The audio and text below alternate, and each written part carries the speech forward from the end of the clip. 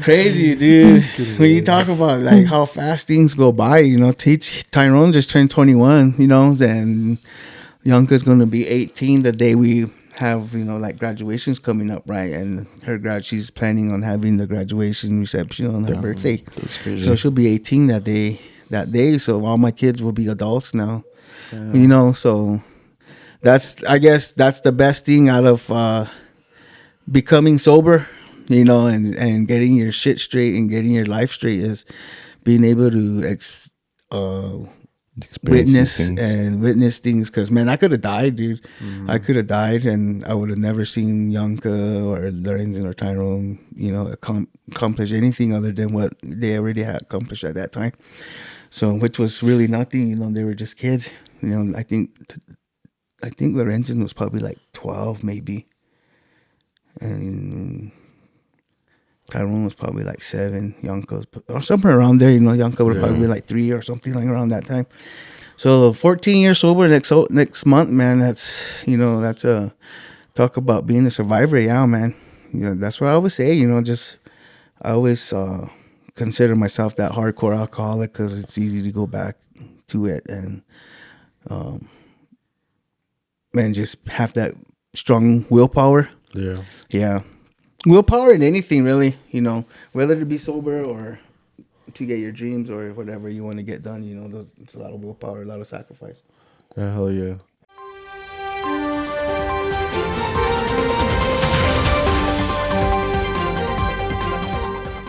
We got breaking news inside of San Alfonso Pueblo, New Mexico. This is Drums Are Fast, the podcast. I'm your host, Sterling Martinez. Jonathan. We got OVO John. John. We interrupt your current broadcast for a very important message. Drums Are Fast, the podcast is excited to introduce our newest sponsor, Bluebird Flower. Bluebird Flower. We would like to thank the Bluebird Flower for supporting the movement and believing in us. 2 guys and Hunter who like wings and like to talk shit. We look forward to working with Bluebird Flower more closely in the future to support our upcoming projects and our involvement in community doings. Yeah. Back to your regular scheduled programming. Do you want to talk about that? Like maybe my addiction and all that? Maybe just like your message of like how you came out of it. So like it's pretty tough, So like everybody has an addiction of some sort. You would say, alcohol is an addiction that will just kill you. It's a disease, man. If you think you have it under control just because you drink on Saturday and you don't drink on Sunday, no, you're already down that rut, dude. I don't care if you only drink one time a month, but that one time a month you got wasted and you didn't know you got home or whatever. You're already in that rut. So like my thing for like younger generation like yourselves and younger is like don't think you're above it. Don't think you have power over it because you see people that make $100,000 a year, $200,000 a year, but they got a bad drinking alcohol addiction, and they lose so much, that you lose like the job, or you like to push away friends, or you start doing things by yourself. Those type of things are the what did you say, like the I guess the stepping stones to being like in the rut for real. Like, so I have, man, I've been through so much. I've lost so many friends, cousins. It's like people that had the vision of just being a good person, but alcohol just brought them down, or just that, just having the good job and then just seeing it get blown away. So my thing is just like, don't ever think that you're above or you have a hold on it. Because like I said, if you just drink one time a month, that one time a month will lead to Saturday, will lead to Sunday, and then you'll stop for the week. And then badass show or something comes up Wednesday night, you go Wednesday night, you're not back fucking until Saturday, and then you just clean up and then you go back out for the night. Those right there are the warning signs to kind of just watch what you're doing and stuff, man. But you know, like, you can't tell people how to live their own life either. You can't hold their hand forever either. You know what I'm saying? So people just got to be mentally strong. Willpower goes a long way. You know, I cut cold turkey. Like, after I got sick, bro, I lost so much blood, dude. I had to do blood transfusions. They thought I was gonna die that night, and then I woke up the next day, and the doctors were like super surprised, dude, like that I was still, you know, my heart was still pumping, and then I got discharged like 4 days later, and that was like even a miracle to the doctors themselves. It's kind of crazy. They were all like, "Oh, Like, Not supposed to be laughing, but Yeah. like, no, for real, though. It's like crazy, dude, because like the doctor was like, I mean, all right, I guess you're kind of good to go. Like, yeah, literally, they were like, I don't want to release you, but there was like terms like that I had to do right with the doctor, because he wasn't just gonna release me, you know. He wanted me to do like rehab, and he wanted like his word, because they saw somebody like young. I mean, at least I was 30 something, like I was probably like only 30, 32, 33 when I experienced all this. So like they were like seeing a young man that could probably still get his shit straight, right? So they were like, I just don't want to release you. So we had a big old meeting with my mom and them, family and shit. And I agreed to go, instead of going to rehab, I agreed to do what is that thing called? AA. I guess it would be like AA. yeah. And I started going to this place in Esplanade. I'm not gonna name them, but I went, and it was just a bunch of like clown shit. You know, like people are going there just because the probation officer, probably kind of just like me. Yeah, just kind of like me too. Like I was there going because I made, you know, someone made you. yeah, somebody made me. Essentially, yeah. And I was already like, by the time I left the hospital, dude, I was already made up mindset. I'm never going to drink again. I saw my kids crying, blah. My family was all hurt. You know, the news spread around here and in Jemez, and friends everywhere that I knew just like were like, what the fuck, you know, like. So, you know, I was like, no more, dude. Yeah. No more. So when I went to AA, I was seeing people still doing pills and shit in class or whatever, and I'm like, this ain't for me, because I already know what I want. I don't need these guys to tell me. I don't need to hear their stories, bro. I'm on the mission, and I did like 2 months of AA or whatever it was like that, dude, and then I cut cold turkey.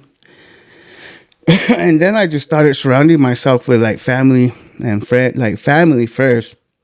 I probably kind of pushed family away there too for a long time. Like even my mom and them be like, man, I'm trying to do something myself, you know, and like, let me see if I can do it and stuff like that. But then I also reconnected with like my younger generation cousins, like in Jemez, even here. But like I just surrounded myself with just people that were like on the mission of being better people. Like, you know, I didn't have a drinking problem, or I could, like now I could go to the bar and get people wasted, you know. I'll be like, I'll get you guys wasted, but then I'll be like, no, I better not, because then, you know, you never know what's going to happen either. So you just kind of chill. You just hang out with people that just want to chill now, you know, that can handle stuff and shit like that. So it's been a learning lesson, dude, man. I've been through so much, like I said, that whole period. Next month, I'm going to be 14 years sober. So talk about time flying, right? Yeah. So I say, like my Code Red business and my sobriety have brought me this far, right? One's brought me hand in hand. Yeah, hand in hand. Code Red's brought me to sobriety. Sobriety's brought me to Code Red. They bring opportunities, like, immensely. Like they just bring things together. Like I'll go to an outdoor show and meet people that were like just different, you know, but opportunities arise out of those conversations and stuff like that. So it's cool. It's a journey for sure.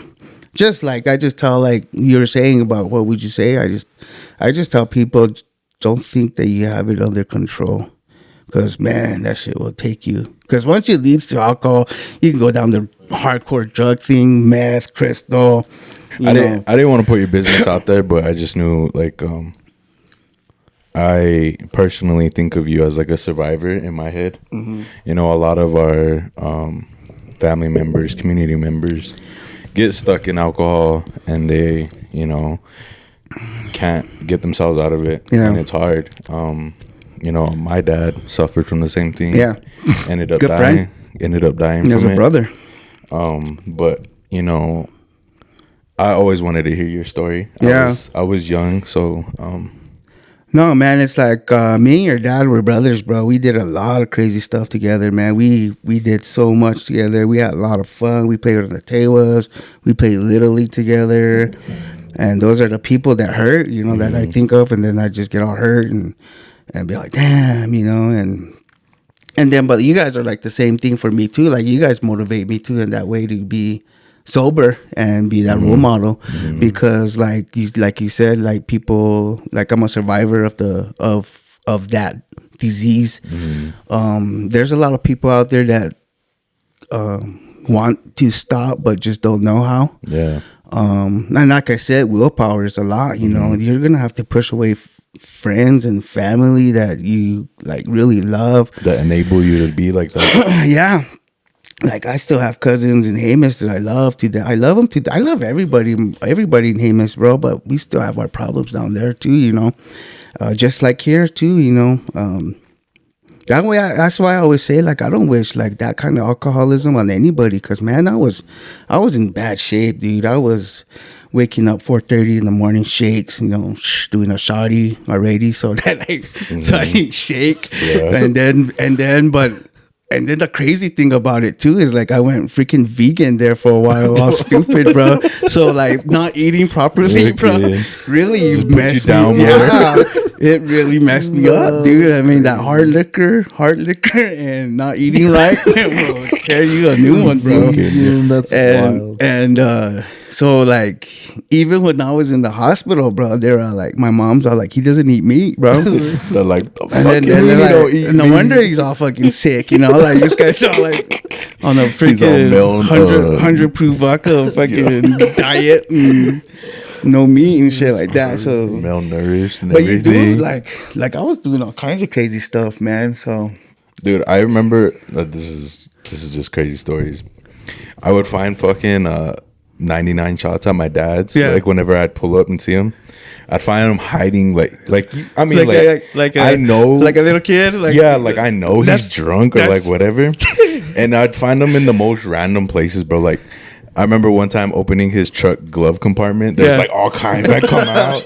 I'm like, bro, like, or like in the bathroom, we had like a cabinet on top of the toilet, and I think you could pull shit out. And I think I was trying to get something, and fucking 2 empty More shotties come comes out out. in there. I'm like, bro, like, It's crazy. I smell it on you. Like, I don't know why you're hiding it. It's all crazy because we do stupid shit when we're drunk, or like just somewhat trying to hide it, Paranoid like and yeah, shit. like you start like hiding it, like your mom or somebody will be like, "You drinking?" You're all, no, like fucking all red face, tomato face, and Fucking all eyes sweating, all yeah, bloodshot. all bloodshot and smelling all crooked Smelling already. like it.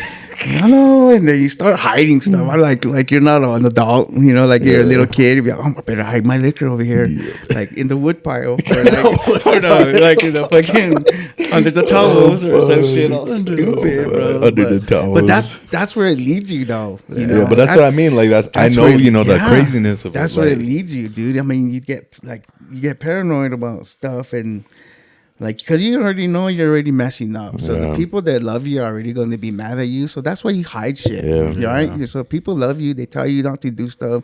You come home all wasted with the bottle. You're going to hide it somewhere so that, you know, because you already know you're probably going to be hungover tomorrow, right? Whatever. So I better hide it in the grill or something, you know, in the trees. Like, because I have those trees outside. I used to hide my bottles in those trees outside of shit, the if house. you look, you might find the old one still there. It's all crazy, man. So, but those are like, man, like, I always like think about those days, like, man, fucking crazy, you know, like the things I put my kids in. Like Yanka was just a baby yet, and then Tyrone and Lorenzen. Lorenzen's the oldest, of course, but Lorenzen's probably seen the most craziness out of me, you know, because he's the oldest. So, And I used to preach to him when I was all buzzed, like, how stupid. Don't you fucking drink Yeah, this shit. how stupid. But like, I hope it stuck to him. I'm pretty sure it stuck to him now, you know, because like, Yeah. because like he's doing good. I'm proud of him. I'm proud of all my kids. So I'm proud of you guys too. Even the younger kids, like some of the guys that I see around here trying, man, I just pray that they don't go down that road because life is long. Life is long. Like, I still consider myself a heavy alcoholic to this day. Like, because I could go out this door straight to the liquor store and buy something. Something could trigger me, and I can go straight over there and get hammered, you know. And then I'm on the same boat again. So, I always will consider myself an alcoholic, and probably one of the best. Damn. But that shit was crazy though. But you know, like I said, you learn a lot. So. Yeah. But I'm here today, you know, so that's why I just kind of like I said, my main thing now is just hanging out with people that are loving, and you know, they have goals and they have ambition. Yeah. You know, they always help people. You know, vice versa type of things. You know what? How we grew up in community, right? Everybody knows everybody around here. Yeah. So you gotta, you know, at least help out. Who have community cleanup days. So, you know, those little type of things, you know, go a long way because people, they got eyes, man. They see you, and you know, when you do see people, you know, just say hi, shake a hand or whatever like that, because you know those things always go. Like, you don't know what people are going through, like they say, you know. You never know whose help you might need to. Yeah, exactly. So it's always a good thing, I guess you would say. Yeah. I don't know. I think that's like, to me, that's like the hardest part is like when you have to distance yourself. It's like growing up, like I used to always be like around, like with my parents. Oh, like, yeah. Like down the road at that person's house, or up the road at that person's house, and then all of a sudden we were just home all the time. Yeah. And it's like my mom used to always tell me like ever since I stopped drinking, they never invite me to go They're not anywhere. my friends anymore. Yeah. Or And like, and that's the hard thing, you know, like, because then you start to know, like, they're not bad people, you know, they just, you're just learning yourself, you know, because like everybody around here that has a problem or whatever, you know, they're just trying to find themselves, you know. So like when you're on your mission to be sober is to be sober and to distance yourself. That's hard, man. Like how you said, like you're all of a sudden you're doing a whole bunch of stuff with a bunch of people, and then you're by yourself. Boom, doing stuff by yourself. So that's why I do what I do. Probably, you know, it's like my business, keeping myself always busy. Because when I'm working on my stuff, when I'm looking at, so I was listening to somebody not too long ago. I think it was like freaking Instagram, one of the guys that I follow. So a lot of the work that we create it by ourselves. You know, we're alone by ourselves. But then, like, when you look at sobriety too, you go through that your alone phase. You know, so that's why I'm always busy. Probably, like, I always want to do something as far as like making something through making a product or learning. Like, I'm doing the silver jewelry business now too. I'm just learning that. I have a couple of mentors that are my cousins and his wife out from Jemez, but you know, they live in Placita, so I look up to them a lot, and they also get my hands dirty in their work. You know, one's a sculptor and the other one's a jeweler, so I learned I learned their technique, I learned their language, and then just things around here, you know, like the language, of course, and just the heritage, the culture. You know, there's always something, like I said, there's always something to learn. So